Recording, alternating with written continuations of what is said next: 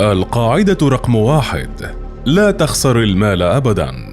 القاعدة رقم 2: لا تنسى القاعدة رقم 1 أبدا.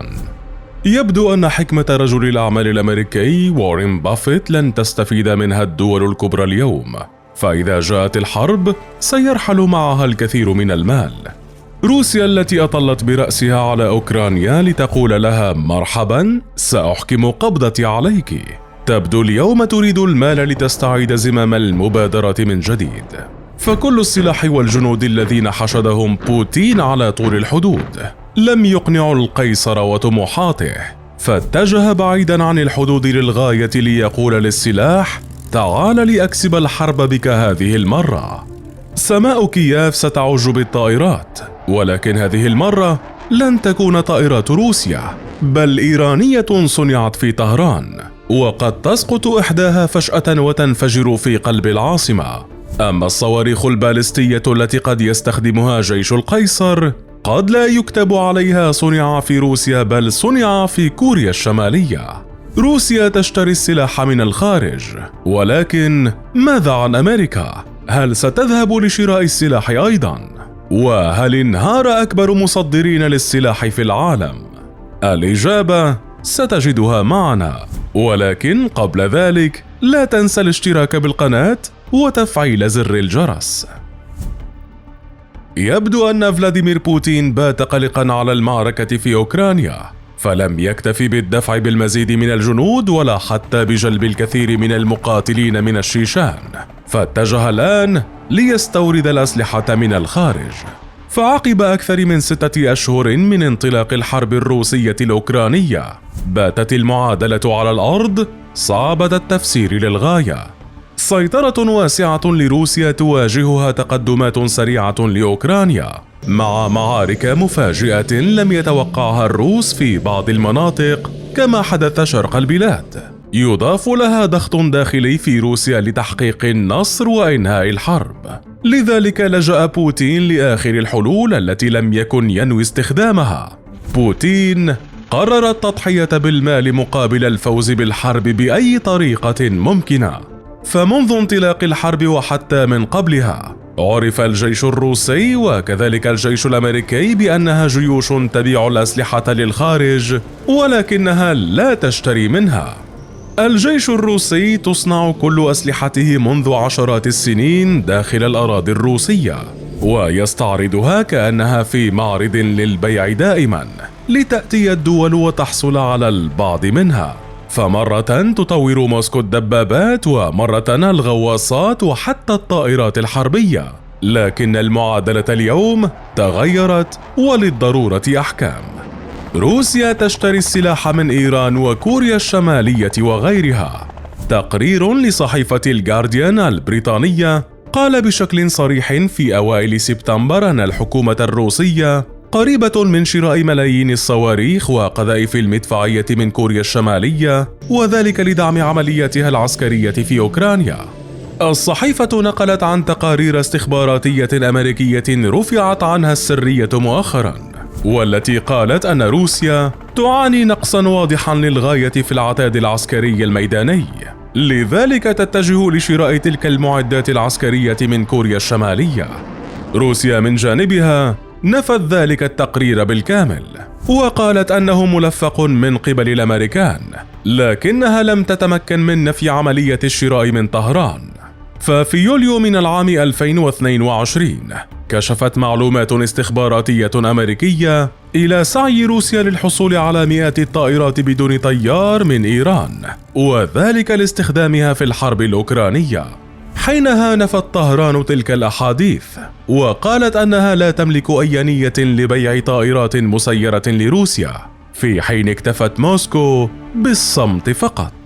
بعدها بأسابيع عاد المتحدث باسم الخارجية الأمريكية فيدانت باتيل ليقول أن مسؤولين روس تدربوا في إيران لأسابيع طويلة على استخدام الطائرات المسيرة، وذلك في إطار اتفاق بين موسكو وطهران يقضي بحصول الأولى على مئات الطائرات المسيرة بمختلف أنواعها. كثرت بعدها التقارير والأرقام ووصلت التقديرات إلى أن روسيا ستحصل على 1000 طائرة من إيران، ليكشف مسؤولون أمريكيون في أغسطس من هذا العام عن تسلم روسيا طائرات مسيرة من إيران من طراز مهاجر 6 وشاهد 129 وشاهد 191، وهي الدفعة الأولى التي ستلحقها المزيد من الدفعات إلى موسكو ضمن عملية شراء وبيع كبرى بين الطرفين، حيث تسعى إيران أيضا للحصول على طائرات سوخوي 35 منذ مدة. في سبتمبر ظهرت الطائرات الإيرانية للمرة الأولى في الحرب الأوكرانية، حيث أكد الجيش الأوكراني رصد أنواع مختلفة من الطائرات الإيرانية التي نفذت مهاما مختلفة في سماء البلاد ما بين الغارات والاستطلاع، ليتأكد بذلك أن موسكو حصلت على الطائرات فعلا رغم نفيها المستمر، وتصبح بذلك دولة تشتري سلاحها من الخارج مثل الكثير من دول العالم، في إشارة لفشل الروس بعض الشيء في السلاح الأكثر تطورا في العالم في آخر السنوات. دفع روسيا للأموال وشراؤها للسلاح من الخارج للمرة الأولى في أثر واضح للحرب الأوكرانية التي طال أمدها طرح سؤالا أكبر: هل ستقدم واشنطن على ذات الخطوة قريبا أم أنها لن تتخلى عن سلاحها المحلي؟ في الواقع، ومن آثار الحرب الروسية الأوكرانية التي غيرت وأضرت بالكثير من دول العالم، فإن الجيش الأمريكي وكل الجيوش الأوروبية تقريبا تعاني من مشكلة كبيرة في التسليح. وحتى لا يختلط الحديث، سنبقى في واشنطن التي ومنذ انطلاق الحرب قدمت مساعدات عسكرية هائلة إلى كييف، والتي بلغت قيمتها مليارات الدولارات، وكانت كلها من الصناعة الأمريكية.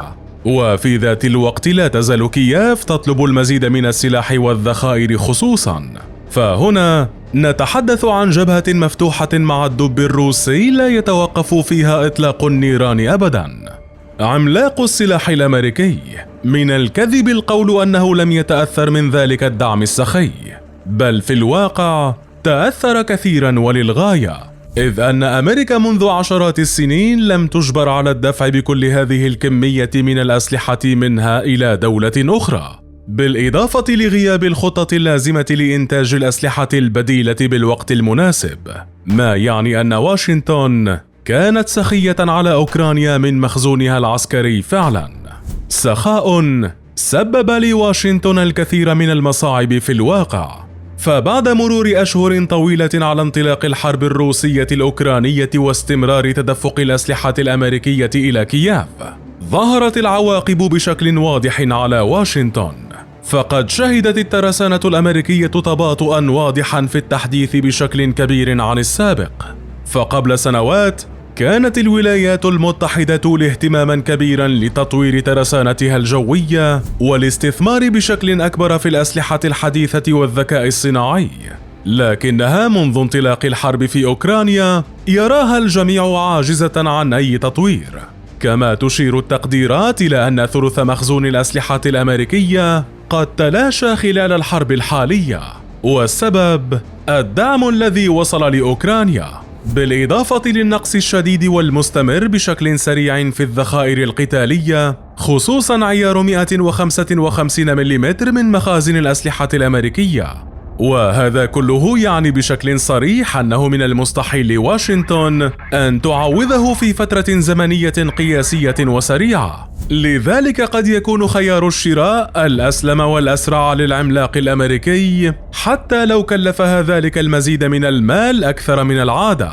لكنها أمام تحد حقيقي لإعادة مخزونها الاستراتيجي من الأسلحة.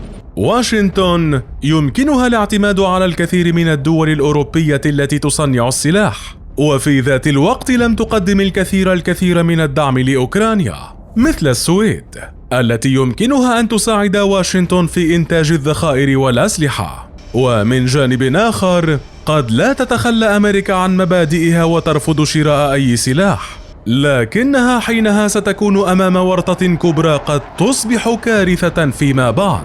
لذلك ستجبر الولايات المتحدة قريبا ومع استمرار الحرب على الاتجاه لشراء السلاح والذخائر، إلا أن الفرق بينها وبين موسكو أن الأخيرة تدخل حربا على أرض الواقع، أما واشنطن فإنها تخسر السلاح والمال دون أن تقاتل. فمن كسب تلك المعادلة هذه المرة؟